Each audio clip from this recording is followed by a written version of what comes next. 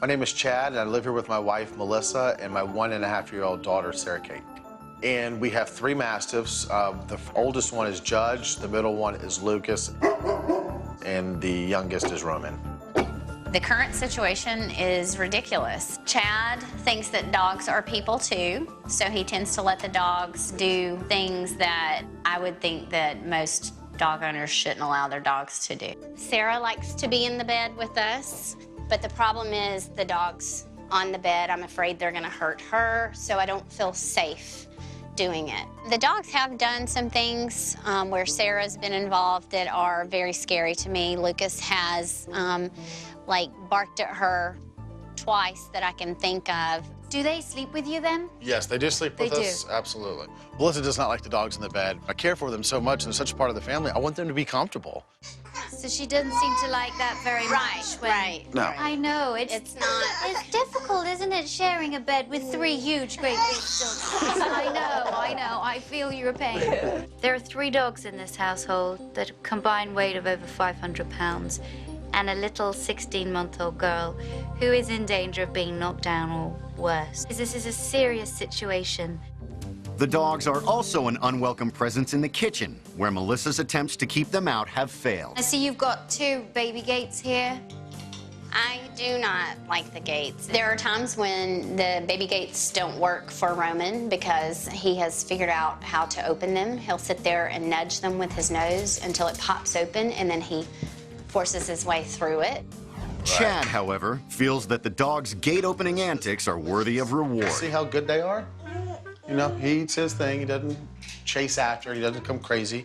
And Judge, are you interested, Judge? Okay, you can have one. I've always fed dogs leftover food from our table. Feed them anytime, in the kitchen, anywhere. I have seen her a couple times like offer him something, and he'll open his mouth like this, and then she'll try to put it back in hers. Do you and Chad argue about this? We do argue about it quite a bit, but, you know, it seems that he wins out most of the time. Melissa and Chad obviously love each other, but there are problems where the dogs are concerned, and it doesn't seem to be well balanced. There doesn't seem to be a fair exchange. Let's just talk about feeding time.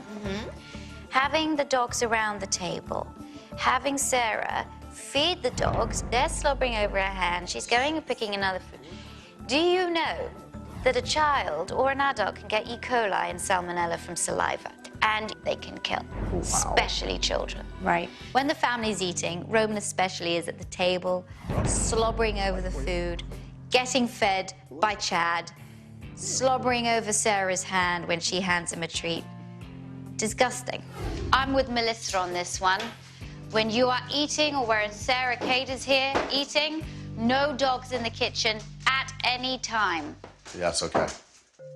The baby gate still plays an important role, especially when Sarah Kate's in the kitchen, but I want to train the dogs that they have to stay out of the kitchen without the baby gate being there. Now, Melissa, I want you to start preparing food. I'm going to keep the dogs out of here. Whilst you're preparing, keep an eye on what I'm doing. Chad, keep an eye on what I'm doing. Okay.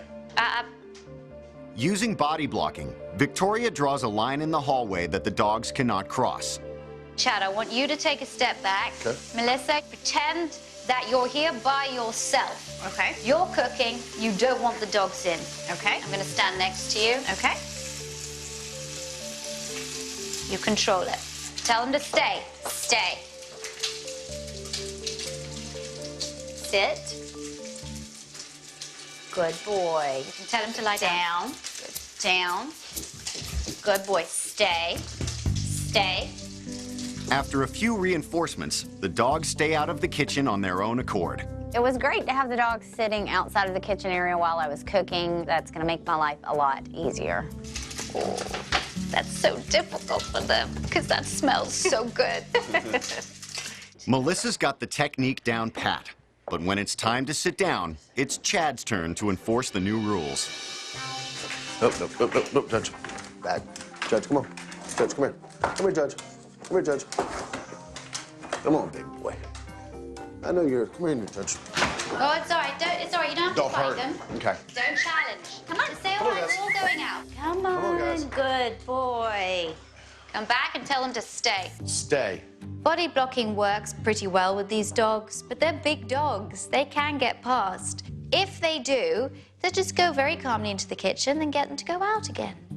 How does this feel for you, Melissa? Fantastic.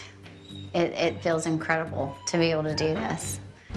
Back inside, Victoria wants to implement new ground rules in the bedroom. From now on, when you are on this bed, no dogs, nothing, at any time, ever. Okay. How's that? It's good. I like Is it it. really? Is that a permanent thing, though? It's a permanent thing, I'm telling you. I like Permanent, the new permanent? sheriff No, that's I'm in telling you, town. it's permanent. They've been in that bed for 9 and 6 years respectively, and it just kills me when I see them that they want to get in, and I have to say no. So what I teach the dogs, I teach them to get off on a command. Victoria will work with each dog separately, but due to his arthritis, Judge will sit this one out. I'm going to train Lucas now to get off the bed. Okay. Okay? I want these dogs to love getting off this bed. Yeah. More than they like getting on it. Right. Hey, come on. Oh, what a good boy. Off. Very good boy. Boy, Lucas. What a good boy. Simple as that. Yeah. Yeah. Absolutely. Okay? And it keeps you safe. Mastiffs are so big, they're so heavy, there's so much stress on the joints already that I don't want to go too far with this training. But before Lucas gets a break, it's time for Chad to try. Lucas off. Good boy. Now, lots of cuddles and attention. Boy, Lucas. Beautiful. Good doggy. Now, Victoria wants to try the same process with Roman. All right, so now he's got on by himself, okay? Same thing, just tell him to get off. Roman, off.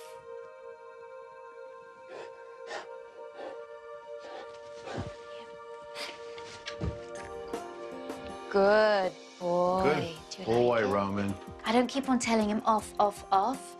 He was like, I don't know, what do you want me to do? I should have stay there. Stay pointing. You want the dog to take action as soon as you say something. Then it's Melissa's turn. Off. Roman. Just point and look where you're pointing, say nothing. Now, wait. Wait, and don't look at him. Okay. Roman took a little bit longer to get off for me. I do think that it will be a battle between us. So, now because he's whining, I don't want him to get anxious. Get down on the ground. Okay. There, come on. Okay? Get down on the ground. There you go. And show him that you've got the food in your hand. There. Good. Good boy. Good. He was confused. Your energy and your movement can help propel the dog. Okay. I think Chad is going to struggle very much with not having the dogs in the bed. Can he manage it? I don't think so. As Victoria suggested, Chad and Melissa have reinstalled the baby gate while Sarah Kate is in the kitchen. Good dogs. The kitchen has been absolutely perfection. All I know is it's a lot more peaceful in here than it used to be, isn't it? With the gate up, we just leave them outside of the gate. Roman has tried to come through a couple of times, but he understands what we want. Back, back. Back. Good boy. Back. No dogs in the kitchen. Melissa is definitely much more pleased now that we've got the kitchen under control because it's not only more sanitary, but it's also a safer condition for Sarah. Oh, Lucas, you want to eat? Come on. At the dog's mealtime, Chad appears to be heeding Victoria's call to take charge. I think Chad has taken on more of a leadership role with the dogs. Well, just good boys. What is he doing? Good doggy, Lucas. I think that he thought that he could control the situation by asking the dogs up when he wanted and having them off when he wanted. So he kind of lost sight of the primary goal being Sarah's safety. Roman. Roman. I can't wait to hear your excuse on this one, Chad. When Melissa and Sarah Kate leave, Chad finds out how little control he has. Sit. No. Come on. Come on. Stop it. This is exactly why you need to have boundaries, Chad. Can you imagine if Sarah Kate was on the bed? You and I need to have a serious chat. I'm on my way back. With regards to the bedroom, why aren't you tougher about it? Chad's just very stubborn and selfish, and that's what he wants, so that's what happens.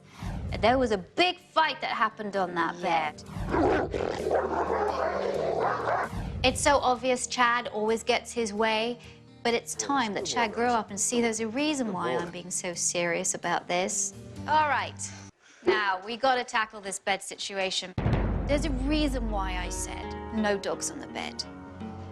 One of them was Sarah Kate, okay, being on there. The second was Melissa said she did not want them in the bed. So why did you do it? That's a good question. I thought I could get around it and manage it, but No, you've got to listen now. No more of this, Chad. You've Okay. got to listen. okay, Because that fight that happens on the bed is going to happen everywhere else. it is. And your little girl is going to be in the middle of it one day. Yep. Wait a second. Again, I know that I'm going to go out of here and you're going to wheedle your way somehow and it's going to go back to what it was before. I'm going to put the rule in place now. Okay. No dogs on the bed ever at any time. Ever, ever, ever. Deal. That's the way. Deal. All right, we've got some other stuff to work All on. right, let's so do let's it. get to it. Okay. It was wonderful, actually, to have Victoria talk to Chad in that tone of voice, because he doesn't get that a lot. The areas that you still got to work on, especially you, Chad, is to keep those dogs off the bed. Yep. Off the bed. All times. So important. It's so important that you step up as a leader for your dogs rather than indulging them so much. Be a leader. Yep. I think Chad realizes how important it is that he keeps training his dog because he's got to think of his little girl first. Best of luck. Thank you. And no, you cannot go out the door with me. Thank you. Bye. See you. I came into this with thinking that, you know, I kind of knew some of the things and that, you know, pets were people too, that they were pack animals. But Victoria and her positive reinforcement and understanding kind of really what her perception is of dogs' behavior has really changed my whole mindset. Good boy. Come on. Since Victoria's been gone, you know, our lives have changed for the better. I feel 100% safer in this house with the dogs in the house with Sarah. Roman. Good boy. There really haven't been any more scraps in terms of for Roman and Lucas. Roman's turn. I think with Victoria's advice of letting them know when it's each one of those times to have, you know, kind of socialization with Melissa or I. And everything has been wonderful. Stay off the bed, dogs. It's really sweet to have Sarah sleep in the bed with us. The dogs are not in the bed ever. Hey, Sue. It's clear that Chad still has a lot of work to do to correct the mistakes of the past, but at least he's taking steps to ensure Sarah's safety. Thanks for watching. If you love It's Me or the Dog and want more dog training tips and tricks, visit my official site, positively.com. And if you're interested in learning more about becoming a dog trainer, check out the Victoria Stilwell Academy. Links to both sites are in the description. I'll see you online.